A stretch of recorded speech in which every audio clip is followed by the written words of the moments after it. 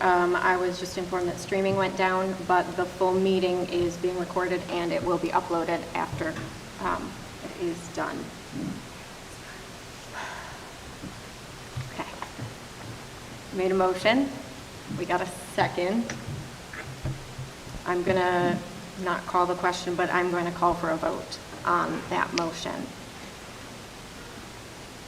If I need to read it again, I will. Okay.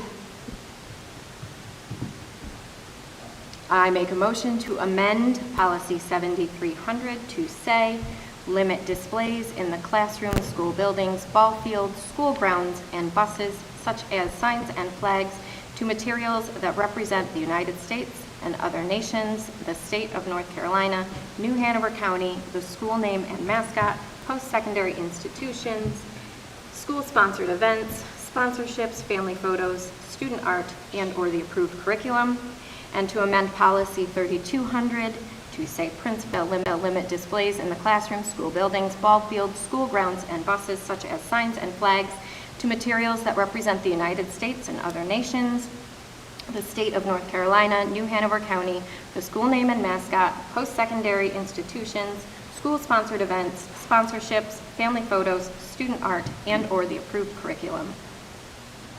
All those in favor signify by saying aye. Aye. Aye. Any opposed? Yes, opposed. That passes 2-1. That was the amendment, and now I will make a motion to move this to the board. Do I hear a second? Second. Any discussion? Yeah, you know what? Bring my, Yes, Ms. Craybill, my apologies. and so let's have a nice action thoughts on my end. The motion that I don't think is ready to go to the whole board because we declined to add in Frank schools and the military. We did not put in, but Mr. Anderson asked about materials, not just events. We didn't make any rulings on holidays, didn't make any rulings on religious symbols, except if, it depends. And so I think we have more wordsmithing on this, and we don't have any references to any legal on there. So I don't think it's ready to go to the whole board. Thank you. So there was a motion and a second to move both of these policies onto the board. All those in favor signify by saying aye. Aye. Any opposed? Yes, opposed. That passes 2-1.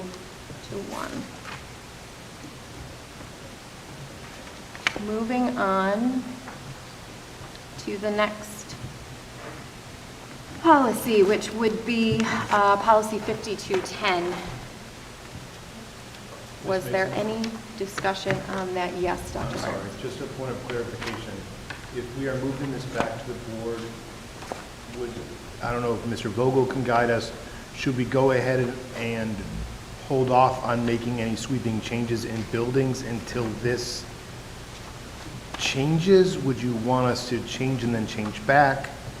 I'm just a little unclear how you want me to guide principals in the next couple of weeks until this goes back to the full board.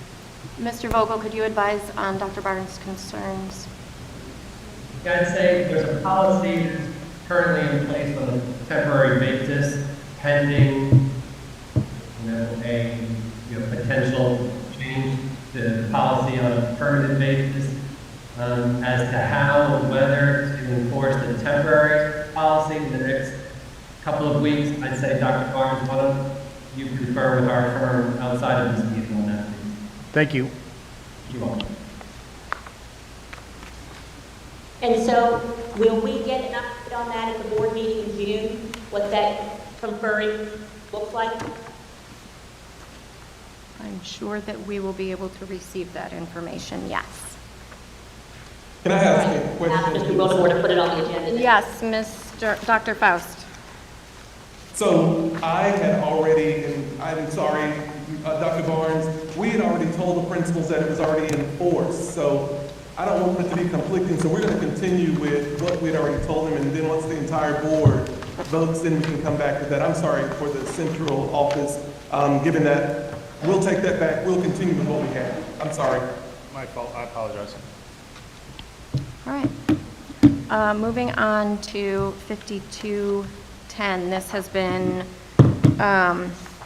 moved several times. The original placement of it was NCSBA changes. Ms. Bradford, I believe you had moved it forward. Were there any additions, subtractions, I'm changes? good. I that- move we move it forward as is. And I will second that. Any discussion on moving forward 5210? Yes, I have something. Yes, Ms. Crable. In section A, first paragraph on three, there is a, when it says complaint, it should be compliant. First My- paragraph on three. Mine says compliant. Oh, I see it. Never mind. I do see that. Thank you. Okay, so, and then I just want us to go back to 7,300 and 3,200 revisions are in conflict with letter B, distribution of displays by students, and letter C, display by non-students. And then it is, and it doesn't say anything about school PTAs and boosters. So, like Ms. May had said, 5210 says a lot of things that 3,200 and 7,300 do not allow. So now we have, again, conflicting policies, and your motion about 7,300 and 3,200, you didn't make a reference that we were going to reference policy 5210. So that's kind of an outage. And then it says also, letter D1, paragraph 2, last line, the superintendent consults with the board attorney on things that are conflicting, not the school board. So the letter F5, school curriculum related, and F6, PTA's boosters. So I just want to make sure that we're clear that we're not, that 5210, as presented by the NCSBA, I'm fine with those. But we still do have conflicts, and it's going to become an issue down the road.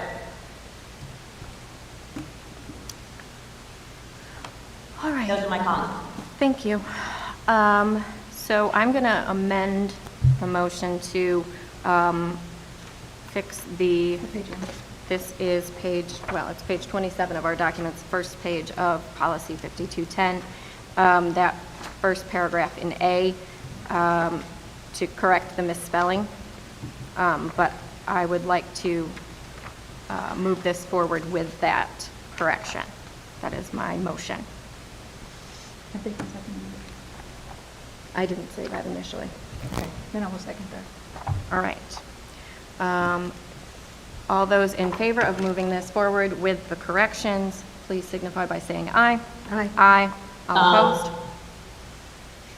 Was that a yay or a nay, Ms. Crabo? It was the yay. It was I 3-0. Okay. All right, thank you. That one is moving forward. Next policy, policy 3210. This was brought forward because I believe Dr. Faison had made some adjustments to the request for a reconsideration form. So, Dr. Faison, if you could speak to that. Yes, and I don't know, we actually made some revisions to the policy itself. I'm assuming that we've already adopted that because those red lines are not in there, so we're just doing the reconsideration form itself. Okay, all right. So I'll walk through those changes. So with the reconsideration form, what we did was actually streamline and did the language and try to make sure that the forms themselves were parent-friendly and kind of made sure all the language fit from 3200 and 3210. So if you look at the first section, the first thing we did was we added a step to talk to the school before completing the form. We did not have that step in the initial policy. So you'll notice that. We also asked the principal to make sure that their executive director knew that a formal process was being put in place. If a parent actually was completing the form, to let their executive director know that the process was being put in place. That is in the first section for the directions, and that first challenge, directions for a challenge. Okay. And then if you'll go down to the second part, school level, you'll see that we added that some of the schools, if you're talking about the Isaac Bear, your CTEC, they do not actually have a media coordinator. So we said the principal would actually assign someone to complete that process. And the second part where it says the MTAC chairperson will, we outline the chairperson's role. And I'll stop. I want to make, if you have any questions, please. Yes. Go back to that first section. Yes. Where, number 3, where you say the principal will also inform their executive director. Who is their, and who is the executive director? It's not clear to me who that is. I can assume, but I want to be clear. So each principal has an executive director. That is Lauren, Jarrett, or Penny. So that supervises each, they supervise the principal. So that there could be this, it's just, You think the wording should be different? yeah, maybe Okay. just. We can look at the if, wording.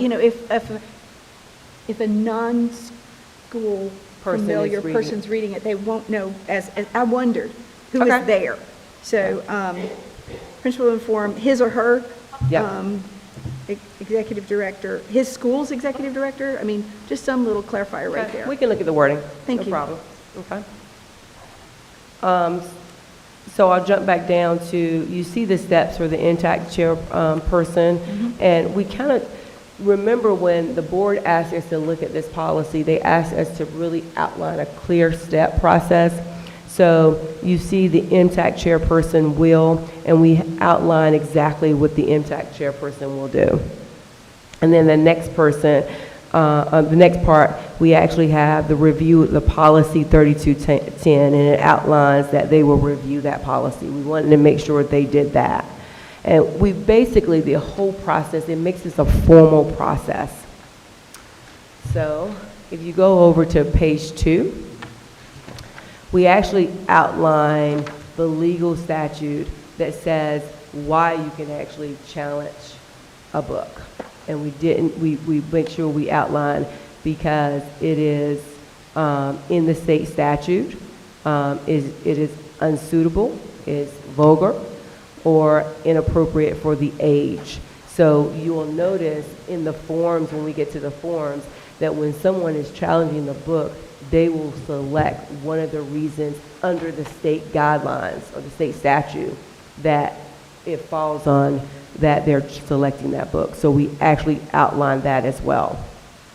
So then, if you go, we actually put within 5 school days, we provided a timeline for feedback that the MTAC would vote. Yes, ma'am? You said they'd select one of those. You meant one or more of those, right? One or more, yes, ma'am. Thank you. And then the response will be determined by the principal. They will have to actually provide in writing, and you see it will be either certified by mail or by email. And there again, they will have to make sure their executive director knows as well, and the decision to the school staff as well. Now, this part at the bottom, you will see the school staff also has a step of recourse. They can also have a process to, if they're dissatisfied with the decision. So they can also have a process. That is something that we added. Okay? So the next step is the district So that was the school process, and then we do the district process. So it's basically the same, but at this level, it's recommended that the district, the director of curriculum and instruction chair challenges related to the curriculum material, the director of curriculum and instruction chairs the challenges related to curriculum material, and the lead school librarian, media coordinator related to things that are in our media center. So the person who actually leads the, chairs the challenge is different here at the district level. And it depends on what it is. If it is something at curriculum, it will be the director of curriculum and instruction. If it's something in our media center, then it will be our lead media coordinator, person at the district level. So they will follow the same type of guidelines, and they are outlined here. We have those outlined. They can also have the same things by general statute that they will go by. They can choose one or more of those. And they can come to the same conclusion. They can reach a simple majority decision with the chairperson abstaining from the vote.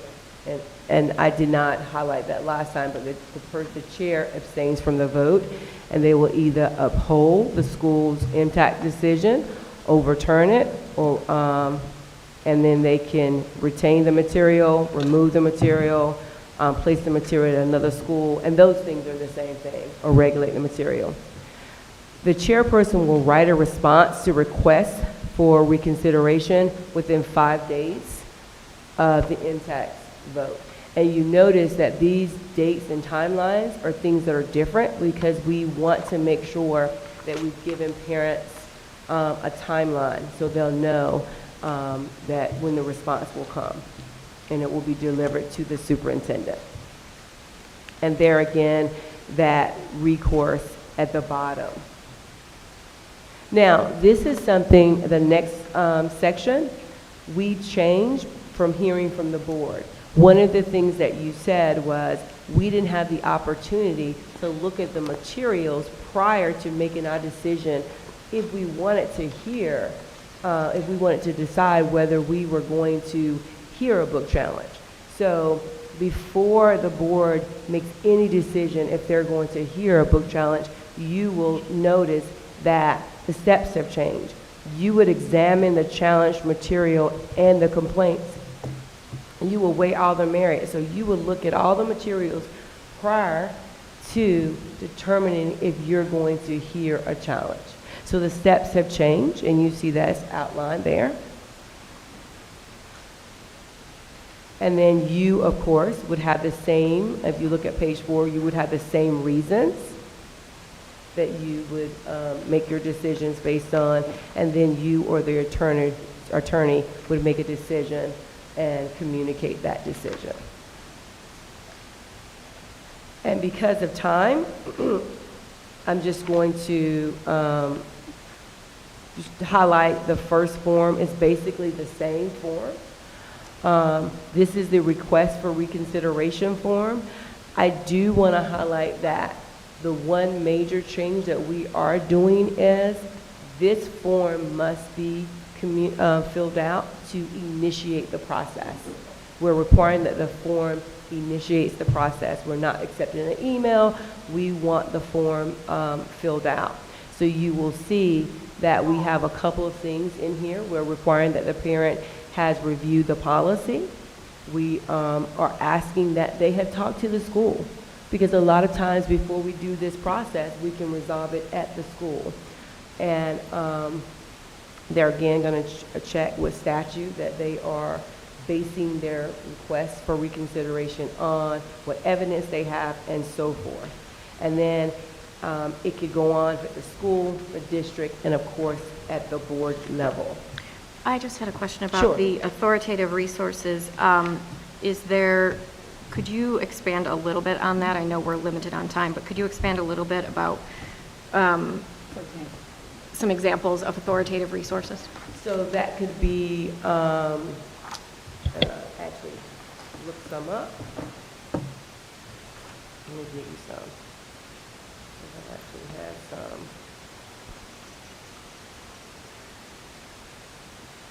Sorry. Some preparation, but I'm not ready for that. Sorry.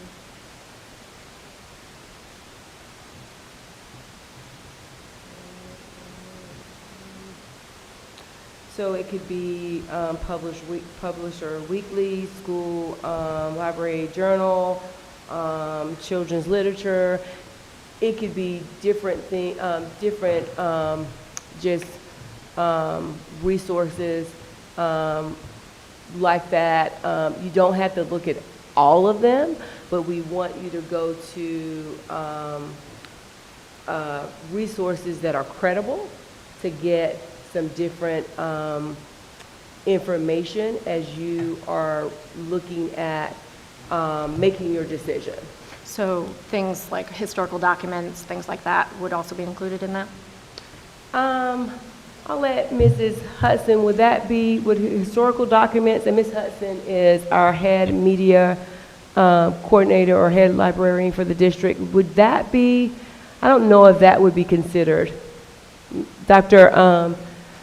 Mary Alice Hudson. That wasn't the intent of that. The intent was professional reviewing sources, such as the ones that were listed. They're journals that's their whole purpose is to review materials.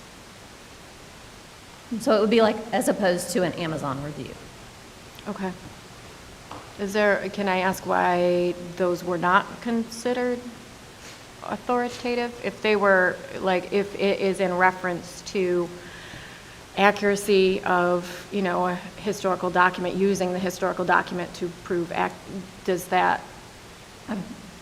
My assumption would be that would be included in a journal review of that material. But you wouldn't use the document itself as a resource? I would assume that those journals do. Yeah. I'm just saying, if I'm going to get a source of information, I want it direct from the source. So I don't necessarily want to just go from a reviewed document, because that's a quoting of a source and somebody's review of a source. If I want to go direct to the source, I want to direct. So I'm just wondering if those could be included in that. I guess my thought of it is a number of times they will not be historical documents. So I don't think, and Dr. Hudson, you please chime in, but I don't think there would be an issue if you went to the Declaration of Independence to look at the document, but a number of the items that we will be talking about would not be historical, right? So you wouldn't have that opportunity, but to go to, if it's a historical document, to go to the historical source, I don't think we would have a problem with that. I mean, Okay, I just think most of the time the documents will not probably be historical, but if you can go to the historical yes, source, 'cause if I it's a don't think fictional anybody would have document, a problem yeah. with that. No, I Do you, absolutely. Dr. Hudson? No, I agree. Yeah. Okay. Yes, Ms. Bradford. I had that same concern. Dr. Hudson, you want to stay up here? I had that same concern, and, I'm a journalist, I can write a review. I may or may not have accurate facts in it. So when you go to an actual historical document, then you have your actual facts. So, and a review is an opinion. No matter how credentialed you are, it's still your opinion, and you can have opposing reviews all over the place. I think, So I'm a little concerned about that. if I might, I think that the thought process, and you can correct me if I'm wrong, is many may be along the lines of a fictional Yeah. Yeah, piece most of the book- work, so most you're not of- going to have that. Okay. But if it does come to that, then those would be acceptable Yeah. uses of, Yeah. correct? Yes, if it's historical,